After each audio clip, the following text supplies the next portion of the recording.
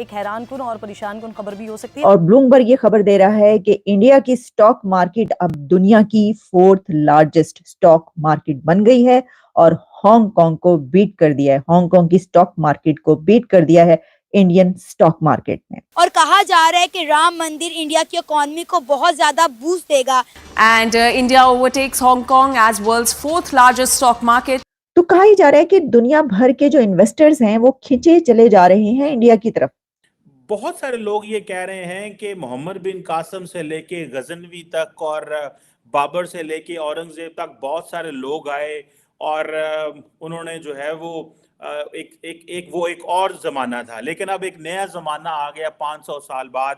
अब याद रखिएगा कि हांगकांग की स्टॉक मार्केट एक बड़ी स्टॉक मार्केट कहलाती है, उसको बीट करना कोई इतना आसान काम नहीं है। किरण देखें, एक बात तो आपको तय करनी है, वो ये है कि क्या आप मडलिंग थ्रू, यानी कि कभी इससे पैसे मांग लिए, कभी आईएमएफ के पास चले गए, कभी सऊदी अरेबिया से रिक्वेस्ट कर ली, कभी चाइना से पैसे ले लिए। उन्होंने कहा कि यू मार्क द 22 जनवरी 2024 को इस landmark day, it's a new beginning. Torkham border पर तिजारती सरगर्मियां बदस्तूर मुअत्तल। सारे का सारा भारत जो है वो नरेंद्र मोदी के साथ खड़ा हो गया। पहले डेवलपमेंट इकोनॉमी की और अब मजहब को वो जो है वो लेके आए हैं, जिसको बहुत सारे लोग एक्सेप्ट कर रहे हैं। लेकिन ना हम जो बात करते हैं कि इंडिया 3rd लार्जेस्ट इकोनॉमी बनने की तरफ गामजन है, तो वो जो स्टेप्स हैं उनमें ये एक बड़ा स्टेप है। जय हिंद दोस्तों, a very warm welcome to Hindustan special channel. बड़ी खबर निकलकर सामने आ रही है कि भारत दुनिया का चौथा सबसे बड़ा स्टॉक मार्केट बन गया है। भारत ने हांगकांग को पछाड़कर पहली बार टॉप 4 में जगह बनाई है। भारतीय एक्सचेंज पर लिस्टेड शेयरों की कंबाइंड वैल्यू $4.33 ट्रिलियन तक पहुंच गई है, जबकि हांगकांग के शेयर मार्केट की वैल्यू $4.29 ट्रिलियन रह गई है। इस तरह भारत दुनिया का चौथा सबसे बड़ा इक्विटी मार्केट बन गया है। भारतीय स्टॉक मार्केट 5 दिसंबर को पहली बार $4 ट्रिलियन के पार पहुंचा था। इसमें से करीब $2 ट्रिलियन भारत में पिछले साल जुड़े हैं। भारत दुनिया में सबसे तेजी से बढ़ रही बड़ी इकोनॉमी है। साथ ही आर्थिक सुधारों ने भी भारत को दुनिया भर के निवेशकों का चहेता बना दिया है। भारतीय शेयरों में पिछले साल काफी तेजी देखने को मिली थी। जानकारों का कहना है कि इस साल दुनिया भर के केंद्रीय बैंकों के ब्याज दरों में कटौती का अनुमान है। इससे निवेशकों का भरोसा और बढ़ेगा और भारतीय शेयर बाजार में तेजी आएगी। पाकिस्तानी मीडिया भारत के दुनिया का चौथा सबसे बड़ा स्टॉक मार्केट बन जाने से सकते में है। खबर ये आ रही है कि इंडिया ने हांगकांग को ओवरटेक किया है, हांगकांग को पीछे छोड़ दिया है इंडिया ने। और ब्लूमबर्ग ये खबर दे रहा है कि इंडिया की स्टॉक मार्केट अब दुनिया की 4th लार्जेस्ट स्टॉक मार्केट बन गई है और हांगकांग को बीट कर दिया है। हांगकांग की स्टॉक मार्केट को बीट कर दिया है इंडियन स्टॉक मार्केट ने। ब्लूमबर्ग के अलावा दुनिया भर के मीडिया आउटलेट्स इस खबर को इस वक्त पब्लिश कर रहे हैं और ब्लूमबर्ग में हमें जो खबर मिलती है उसके मुताबिक ये बताया जा रहा है कि India overtakes Hong Kong as world's 4th largest stock market. इसकी क्या अहमियत है और ये कैसे हुआ, यहां तक इंडिया कैसे पहुंचा, इस पे तो हम बहुत सारे प्रोग्राम्स करते रहते हैं कि देखिए तरक्की कहां पर पहुंच रही है। लेकिन ना हम जो बात करते हैं कि इंडिया 3rd लार्जेस्ट इकोनॉमी बनने की तरफ गामजन है, तो वो जो स्टेप्स हैं उनमें ये एक बड़ा स्टेप है कि इंडिया की स्टॉक मार्केट ने अब हांगकांग की स्टॉक मार्केट को पीछे छोड़ दिया। मैं आपको इस सिलसिले में जो डिटेल्स सामने आ रही बता देती हूँ कि जो इसमें कंबाइंड वैल्यू ऑफ शेयर्स बताए जा रहे हैं वो हैं $4.33 ट्रिलियन, $4.33 ट्रिलियन, जबकि हांगकांग के $4.29 ट्रिलियन की ये सामने आ रही है। लिस्ट किया गया इसको कि इतना फर्क आया है और इंडिया ने हांगकांग को बीट कर दिया है। अब याद रखिएगा कि हांगकांग की स्टॉक मार्केट एक बड़ी स्टॉक मार्केट कहलाती है, उसको बीट करना कोई इतना आसान काम नहीं है कि आप ये कहें कि ये एक बड़ी खबर है। और जैसे मैंने कहा कि ये वही स्टेप्स हैं कि जो लिए जा रहे हैं। जैसे कि आप जानते हैं कि जब डावोस में वो मीटिंग हुई अभी, तो वहां पर दुनिया भर के इन्वेस्टमेंट्स मौजूद थे।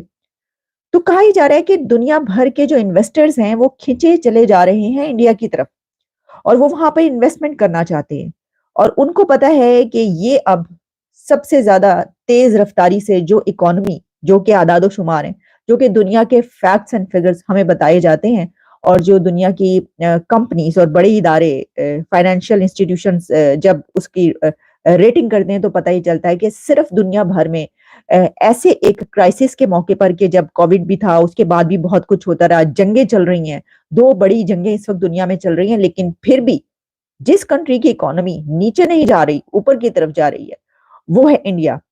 बहुत सारे लोग ये कह रहे हैं कि मोहम्मद बिन कासिम से लेके गजनवी तक और बाबर से लेके औरंगजेब तक बहुत सारे लोग आए और उन्होंने जो है वो एक और जमाना था, लेकिन अब एक नया जमाना आ गया 500 साल बाद। और ये जो कंस्ट्रक्शन ऑफ ग्रैंड टेम्पल है, ये उसकी बुनियाद एक रखी गई है। तार साहब, कहा यह जा रहा है कि ये जो अयोध्या है that is going to be Vatican of Hindus, और भले श्रीलंका हो, भले जो नेपाल हो, मॉरिशस हो, बहुत सारे ममालिक के जो लोग हैं अब वो यहाँ पे आया करेंगे। एक पाकिस्तान का भी इसमें मौकफ है, जारी बात है, लेकिन तार साहब इसको आप कैसे देखते हैं कि सारे का सारा भारत जो है वो नरेंद्र मोदी के साथ खड़ा हो गया, पहले डेवलपमेंट इकोनॉमी की और अब मजहब को वो जो है वो लेके आए हैं, जिसको बहुत सारे लोग एक्सेप्ट कर रहे हैं। आपका इस पे क्या कमेंट्स हैं? How do you see this sir? इसको जरा हिस्टोरिकल लेंस से भी अगर हमें थोड़ा चीमा बताएं। साहब, मैं आज अयोध्या मंदिर जो है उसको डिफरेंट लेंस के साथ आज बात करना चाहूंगा। वो लेंस क्या है जिनसे मैं बात करना चाहूंगा अपने देखने वालों के लिए? मैं as a resident of subcontinent, दूसरा as a Pakistani, as a Muslim, और फिर उसके बाद as a student of law, मैं सारे लेंस के साथ इसको डिस्कस करना चाहूंगा। और इस मैग्निफिसेंट इवेंट, इसमें कोई शक नहीं है। $140 मिलियन खर्चा आ रहा है उस पर। और उस बल्कि इस पे बात करने से पहले मैं मोदी साहब ने जो वहां पे इस सेरेमनी का ओपनिंग जो चीजें थी उस पे उनकी स्पीच बड़ी सुनने वाली थी। उन्होंने कहा this is not an opening of a mandir, this is the beginning of a new era. उन्होंने कहा कि यू मार्क द 22 जनवरी 2024 को इस लैंडमार्क डे, इस न्यू बिगिनिंग। और वाकई ही इट्स अ न्यू बिगिनिंग, जिस तरीके से आपने जिस तरह खुद फरमाया है कि ये वेटिकन होगा हिंदुइज्म का। अब मैं सब कॉन्टिनेंट का एज ए सिटीजन होने के हवाले से मैं उस एंगल से पहले लेंस से बात करना चाहूंगा। देखिए, बाबरी मस्जिद बनी, उसके नाम से जाहिर है कि बाबर ने मस्जिद बनाई, 1524 में बनाई उसने। राम की जन्मभूमि 9000 साल पुरानी हुआ। आगे चलते हैं कि अयोध्या के अंदर वहां पे एक बड़ा, सबसे बड़ा मंदिर बन रहा है, इसमें कोई शक नहीं है। $140 मिलियन उसमें लग रहे हैं। 7000 लोगों को वहां पे बुलाया गया है। 3 लाख से 5 लाख लोग उस सेरेमनी के अंदर हैं मौजूद, और वहां पे 1 लाख यात्री पर महीने के वहां पे उसको वहां पे आया करेंगे।